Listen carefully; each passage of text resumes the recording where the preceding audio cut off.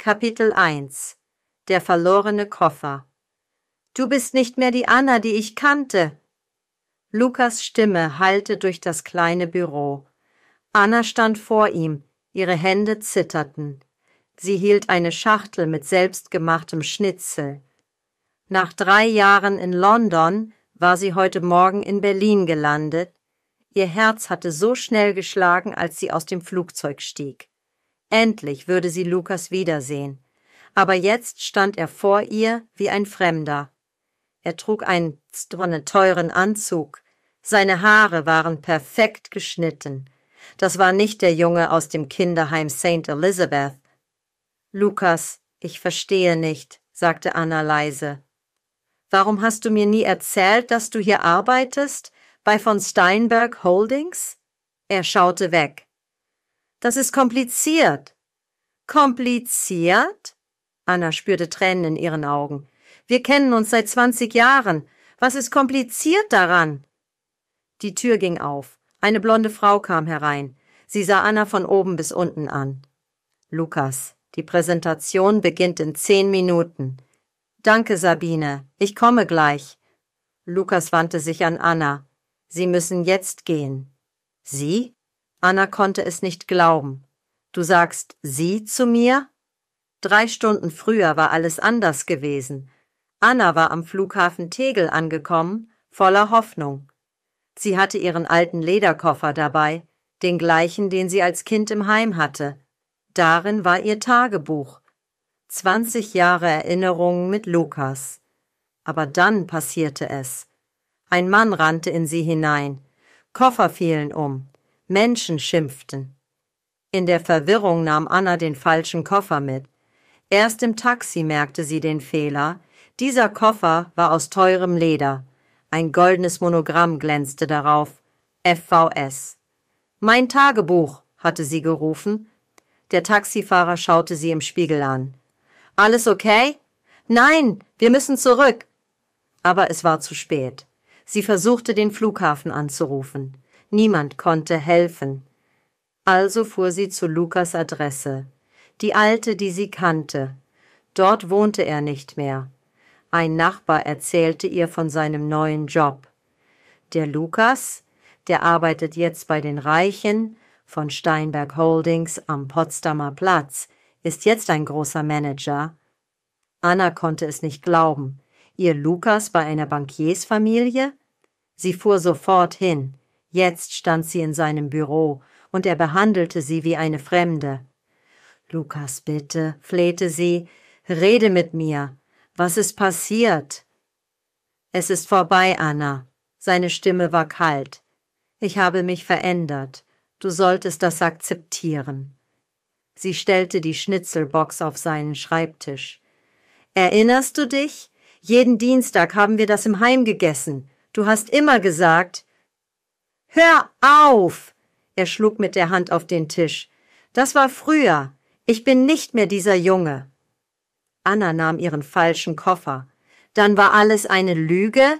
20 Jahre?« Er antwortete nicht. Sie ging zur Tür. Dann drehte sie sich um. Der Junge, den ich liebte. Er hätte nie Sie zu mir gesagt. Im Aufzug weinte Anna. Was sollte sie jetzt tun? Ihr Tagebuch war weg. Lukas war weg. Alles war weg. Draußen regnete es. Anna stand vor dem Glasturm und wusste nicht wohin. Dann klingelte ihr Handy. »Haben Sie meinen Koffer?« Eine tiefe Männerstimme. »Wer ist da?« »Felix von Steinberg. Sie haben meinen Koffer vom Flughafen.« Chapter 2 – Das Tagebuch.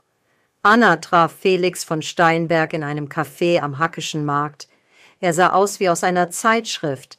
Perfekter Anzug, teure Uhr, kalte blaue Augen. Genau die Art Mann, die Lukas jetzt bewunderte. »Mein Koffer«, sagte er und zeigte auf ihre Tasche. »Mein Tagebuch ist in Ihrem«, antwortete Anna. Ihre Stimme zitterte. »Bitte, es ist sehr wichtig für mich.« Felix öffnete den Koffer. Er nahm das alte Lederbuch heraus. »Das hier?« »Ja.« Anna griff danach, aber er zog es weg. »Interessant.« Er blätterte durch die Seiten. »Lukas Bauer, der arbeitet für mich.« Annas Herz sank. Bitte, geben Sie es mir. Wissen Sie was? Felix lächelte, aber es war kein freundliches Lächeln. Ich kenne Lukas, ein ehrgeiziger junger Mann, hat große Pläne. Was meinen Sie? Nun, er erzählt eine interessante Geschichte. Aufgewachsen in gutem Hause, Privatschule, die üblichen Verbindungen. Felix hielt das Tagebuch hoch. Aber hier steht etwas ganz anderes. Kinderheim St. Elizabeth? Anna wurde blass.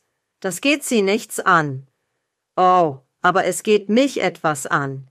Ich mag keine Lügner in meiner Firma. Er steckte das Tagebuch in seine Aktentasche. Ich behalte das erstmal. Nein! Anna sprang auf. Das können Sie nicht machen. Beruhigen Sie sich. Sie bekommen es zurück. Aber zuerst möchte ich mehr über Lukas Bauer erfahren. Die wahre Geschichte. Anna setzte sich langsam wieder hin. Was wollen Sie? Erzählen Sie mir von ihm, dem echten Lukas. Sie schüttelte den Kopf. Niemals. Ich verrate ihn nicht. Verrat? Felix lachte. Er hat sie doch schon verraten. Oder warum behandelt er sie wie eine Fremde? Die Worte trafen Anna wie Schläge. Er hatte recht. Lukas hatte sie verraten. Aber trotzdem. Ich erzähle Ihnen nichts, sagte sie fest. Wie Sie wollen. Felix stand auf. Dann poste ich ein paar Seiten aus diesem Tagebuch in unserem Firmenchat. Mal sehen, was die Kollegen sagen. Nein! Anna packte seinen Arm. Bitte nicht! Er schüttelte sie ab. Dann reden Sie. Anna kämpfte mit sich. Was sollte sie tun?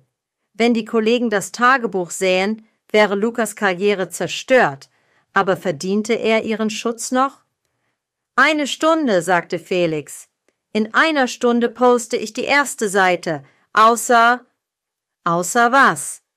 Sie kommen heute Abend zum Firmenfest, als meine Begleitung, und erzählen mir alles über Lukas Bauer. Anna fühlte sich gefangen. Das ist Erpressung. Das ist Geschäft. Er gab ihr eine Visitenkarte. 8 Uhr, Hotelballsaal. Tragen Sie etwas Elegantes. Er ging, und Anna blieb allein zurück. Was hatte sie getan? Sie wollte nur ihr Tagebuch zurück. Jetzt war sie in etwas Schlimmes hineingeraten. Ihr Handy klingelte. Herr Weber, ihr Adoptivvater. Anna, wo bist du? Der Gasthof ist voller Gäste. Ich brauche Hilfe. Ich komme, Papa. Sie liebte es, ihn so zu nennen. Er hatte sie aufgenommen, als sie 16 war, hatte ihr ein Zuhause gegeben. Im Gasthof in Kreuzberg war es wie immer, warm, laut, voller Leben. Anna band sich eine Schürze um und half beim Servieren. »Ist alles in Ordnung?« fragte Herr Weber Chachmatarbert-Wert. »Du siehst traurig aus.« »Ich habe Lukas gesehen«, gestand sie. »Ah!« Herr Weber nickte wissend. »Und?« »Er hat sich verändert, Papa. Er ist nicht mehr der Junge, den ich kannte.« »Menschen ändern sich, Anna. Manchmal müssen wir sie gehen lassen.« Aber Anna konnte nicht loslassen. Nicht nach 20 Jahren. Nicht nach allem, was sie zusammen durchgemacht hatten. Um 7 Uhr verließ sie den Gasthof. Sie hatte nur ein einfaches schwarzes Kleid. Es musste reichen. Im Hotelballsaal waren Hunderte von Menschen. Alle trugen teure Kleidung. Anna fühlte sich fehl am Platz. Dann sah sie ihn. Lukas. Er stand bei einer Gruppe von Managern. Eine blonde Frau hing an seinem Arm. Sabine vom Büro. In diesem Moment trafen sich ihre Blicke. Lukas wurde blass. Er sah Anna, dann Felix, der gerade auf sie zukam. »Perfektes Timing«, sagte Felix laut. »Lukas, kommen Sie her. Ich möchte Ihnen jemanden vorstellen.« Kapitel 3 – Die Konfrontation. Lukas erstarrte. Sabine spürte die Spannung und klammerte sich fester an seinen Arm. »Herr von Steinberg«, stammelte Lukas, »ich wusste nicht, dass Anna...« »Oh, ihr kennt euch?« Felix spielte den Überraschten. »Wie interessant. Anna hat mir noch gar nichts erzählt.« Anna stand zwischen den beiden Männern wie gefangen. Die anderen Gäste starrten sie neugierig an. Sie hörte das Geflüster. »Wer ist das? Sieht nicht aus wie eine von uns.« »Anna und ich. Wir sind alte Bekannte«, sagte Lukas schnell. »Aus der Schulzeit.« »Schulzeit?« Felix zog eine Augenbraue hoch.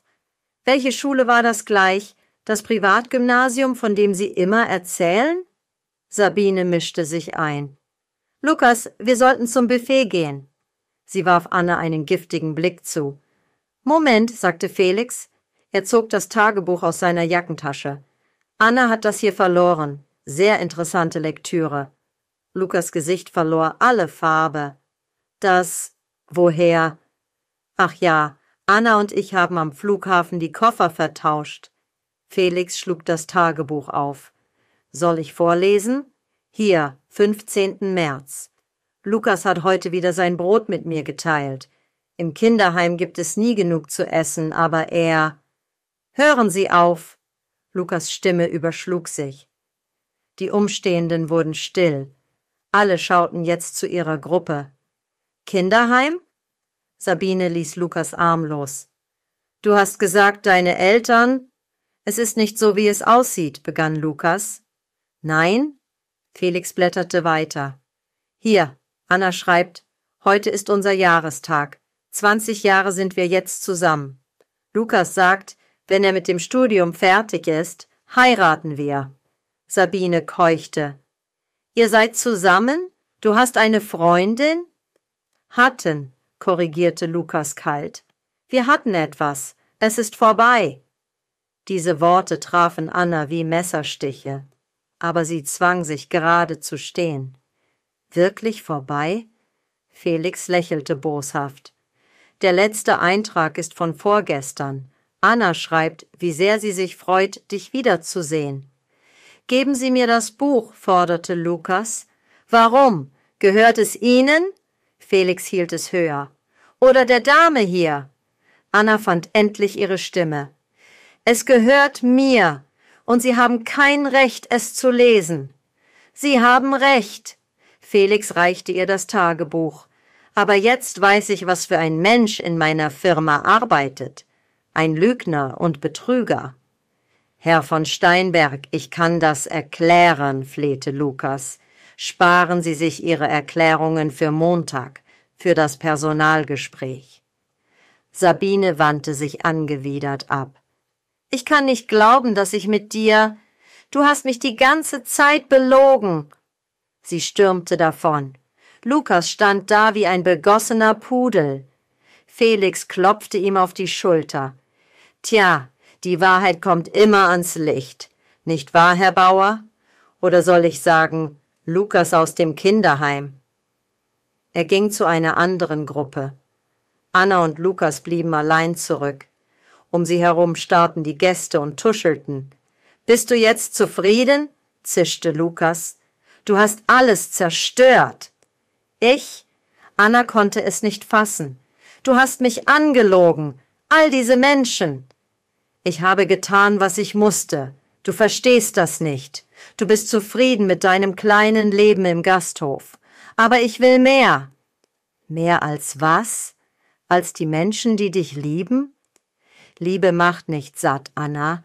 Liebe zahlt keine Rechnungen. Der Lukas, den ich kannte, hätte das nie gesagt.« »Der Lukas, den du kanntest, existiert nicht mehr.« Er packte ihre Schultern. »Versteh das endlich. Ich bin nicht mehr der kleine Junge, der deine Hand hält. Ich bin erwachsen geworden.« »Nein«, sagte Anna leise, »du bist verloren gegangen.« Sie riss sich los und rannte aus dem Saal. Tränen verschleierten ihren Blick. Sie hörte Lukas ihren Namen rufen, aber sie blieb nicht stehen. Draußen regnete es wieder. Anna lief und lief, bis ihre Füße schmerzten. Das Tagebuch presste sie an ihre Brust. Schließlich erreichte sie eine kleine Kneipe in einer Seitenstraße. Ein türkisches Lokal, warm und voller Rauch. Sie setzte sich in eine Ecke und bestellte Schnaps. »Auf die Liebe«, murmelte sie bitter und trank. Ihr Handy vibrierte. Eine Nachricht von einer unbekannten Nummer. Ich weiß, wo Sie sind. Bleiben Sie dort. FVS. Kapitel 4. Der Zusammenbruch. Anna saß in der türkischen Kneipe und trank. Der Schnaps brannte in ihrer Kehle, aber der Schmerz in ihrem Herzen war stärker. »Noch einen«, sagte sie zum Wirt. »Bist du sicher?« Der alte Türke sah sie besorgt an. »Du weinst ja.« »Macht nichts.« Anna wischte sich über die Augen. »Heute ist alles egal.« Die Tür ging auf. Felix von Steinberg kam herein, gefolgt von Herrn Weber. »Papa?« Anna blinzelte verwirrt. »Was machst du hier?« »Herr von Steinberg hat mich angerufen.« Herr Weber setzte sich neben sie. »Er sagte, du brauchst Hilfe.« »Ich brauche keine Hilfe. Ich brauche Lukas.« Anna lachte bitter. »Aber den gibt es ja nicht mehr.« Felix bestellte Kaffee. »Sie sollten etwas essen.« »Warum kümmert Sie das?« Anna funkelte ihn an. »Sie haben bekommen, was Sie wollten. Lukas ist ruiniert. Das war nicht meine Absicht.« »Nein? Was dann?« Felix schwieg einen Moment. »Ich hasse Lügner. Mein Vater war einer, hat ein Doppelleben geführt. Als ich es herausfand, war es zu spät. Die Lügen hatten alles zerstört.« Anna starrte ihn an. Plötzlich sah sie nicht mehr den kalten Geschäftsmann, sondern einen verletzten Menschen. »Das gibt Ihnen nicht das Recht, andere zu zerstören«, sagte sie leise. »Vielleicht nicht, aber Lukas hat sich selbst zerstört, mit seinen Lügen.« Herr Weber nahm Annas Hand. »Erzähl mir, was passiert ist.« Und Anna erzählte. Alles sprudelte aus ihr heraus. Die 20 Jahre mit Lukas, wie er sie beschützt hatte im Kinderheim, wie er immer für sie da war. »Wisst ihr, was das Schlimmste ist?« Anna schluchzte. »Er hatte recht. Ich lebe in der Vergangenheit. Ich dachte, wir wären noch die gleichen Kinder. Aber er ist weitergegangen, ohne mich.« »Das stimmt nicht«, sagte Herr Weber sanft. »Du hast auch deinen Weg gemacht. London, dein Studium. Aber ich bin zurückgekommen. Für ihn. Ich dachte, wir würden zusammen ein Leben aufbauen. Wie dumm von mir.« Sie trank noch einen Schnaps. Die Welt begann sich zu drehen. »Ich erinnere mich noch«, murmelte sie. »Winter 2010. Es war so kalt. Wir hatten nur eine Decke im Heim. Lukas gab sie mir ganz. Er fror die ganze Nacht, aber er sagte kein Wort.« Felix hörte schweigend zu. »Und einmal, da haben die größeren Jungs mich geschlagen. Lukas war kleiner als sie, aber er stellte sich vor mich. Sie brachen ihm die Nase, aber er gab nicht auf.« »Er war ein guter Junge«, sagte Herr Weber. »Wahr!« Anna lachte verzweifelt. »Jetzt trägt er Anzüge und sagt Sie zu mir. Tut so, als würden wir uns kaum kennen.« Sie versuchte aufzustehen, aber ihre Beine gaben nach. Felix fing sie auf. »Ich bringe Sie nach Hause«, sagte er. »Nein, ich muss zu ihm, muss ihm sagen...« Sie wusste nicht mehr, was sie sagen wollte. »Anna, es reicht.« Herr Weber stand auf. »Wir gehen jetzt.« Aber Anna riss sich los. Sie taumelte zur Tür. »Ich finde ihn. Er braucht mich. Er weiß es nur nicht.« Draußen regnete es noch immer. Anna lief los, aber sie kam nicht weit. Ihre Füße rutschten auf dem nassen Pflaster. Sie fiel. »Anna!« Herr Weber eilte zu ihr. Sie lag auf dem kalten Boden. Der Regen mischte sich mit ihren Tränen. »Warum tut er mir das an, Papa?« »Nach allem, was wir durchgemacht haben.« Felix half ihr auf. »Kommen Sie, Sie werden krank.« »Ist doch egal«, flüsterte Anna. »Ohne ihn bin ich sowieso nichts.« »Das stimmt nicht!« Herr Weber wurde wütend. »Du bist Anna Richter. Du bist stark und klug und wunderbar, mit oder ohne diesen Jungen.« Aber Anna hörte ihn nicht. In ihrem Kopf war nur Lukas, der kleine Junge, der ihre Hand gehalten hatte, der Mann, der sie heute verraten hatte. Sie wusste nicht, wie sie ohne ihn leben sollte. Plötzlich stand jemand vor ihnen, im Regen, durchnässt. Es war Lukas. Kapitel 5. Die Wahrheit, Anna. Lukas stand im Regen, sein teurer Anzug klebte an seinem Körper. »Ich habe dich überall gesucht.« »Jetzt suchst du mich?« Anna lachte bitter. »Nachdem du alles zerstört hast? Bitte, lass mich erklären. Geh weg!« Sie versuchte an ihm vorbeizugehen, aber er hielt sie fest. »Nein, diesmal laufe ich nicht weg.« Er atmete tief durch. »Du hast recht, ich bin verloren gegangen.« Herr Weber und Felix traten zurück. Dies war ein Moment nur für Anna und Lukas. »Nach dem Fest bin ich in meine Wohnung gegangen«, begann Lukas. »Diese teure, kalte Wohnung, die nicht wie ein Zuhause aussieht. Und ich habe nachgedacht.« Anna schwieg. Der Regen lief über ihr Gesicht. »Weißt du, was ich dort habe? Nichts. Teure Möbel, ja, aber keine Erinnerungen, keine Wärme, kein Leben.« »Das hast du selbst gewählt«, sagte Anna leise. »Ja, weil ich dachte, das wäre Erfolg, weil ich nie wieder arm sein wollte, nie wieder hungrig, nie wieder der Junge aus dem Heim.« Seine Stimme brach. »Aber weißt du, was ich dabei verloren habe?« Anna schüttelte den Kopf.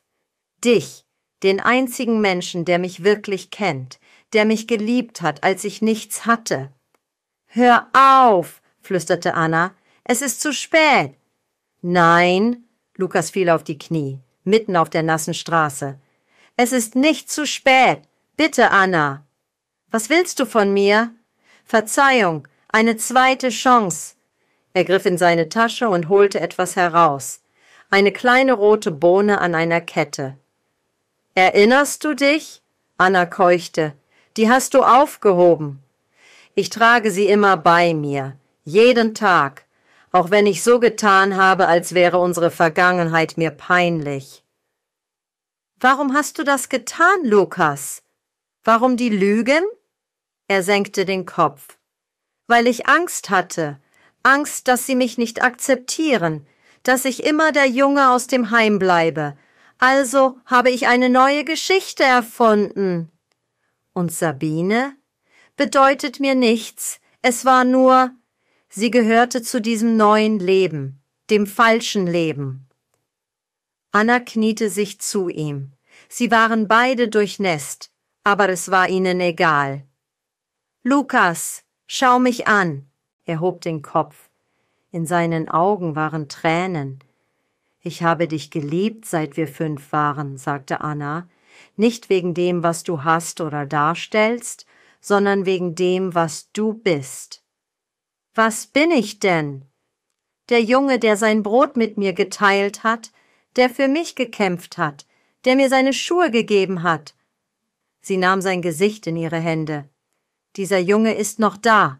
Ich sehe ihn.« »Wirklich?« »Ja, aber ich kann nicht mit Lügen leben, Lukas. Nie wieder.« »Keine Lügen mehr. Ich verspreche es.« Er nahm ihre Hände. »Am Montag sage ich allen die Wahrheit. Über das Heim, über uns, über alles. Und wenn du deinen Job verlierst, dann finde ich einen neuen, einen ehrlichen.« Er lächelte schwach. »Vielleicht kann ich im Gasthof helfen?« Herr Weber trat vor. »Das könntest du, wenn du es ernst meinst.« Felix räusperte sich. »Das wird nicht nötig sein. Ich schätze ehrliche Menschen, auch wenn sie einen schweren Start hatten.« Lukas sah ihn überrascht an.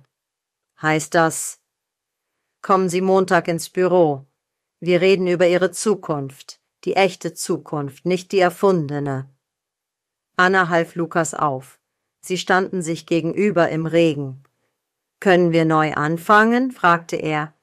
»Wir können es versuchen, aber langsam und ehrlich.« »Ehrlich«, er nickte. »Ich heiße Lukas Bauer. Ich bin im Kinderheim aufgewachsen und ich liebe Anna Richter seit 20 Jahren.« Anna lächelte durch ihre Tränen. »Ich heiße Anna Richter. Ich wurde adoptiert und ich liebe einen Jungen, der mal verloren ging, aber den Weg zurückgefunden hat.« Sie umarmten sich. Der Regen hörte auf. Über Berlin brach die Sonne durch die Wolken. »Kommt«, sagte Herr Weber, »gehen wir nach Hause. Es gibt heißen Kaffee und frischen Apfelkuchen.« Gemeinsam gingen sie zum Gasthof. Anna hielt Lukas Hand. Ihr Tagebuch lag sicher in ihrer Tasche. Sie wusste nicht, was die Zukunft bringen würde. Aber sie wusste, dass sie nicht mehr allein war. Die Vergangenheit war vergeben. Die Zukunft lag vor ihnen. Und diesmal würden sie gemeinsam gestalten, ehrlich und ohne Lügen.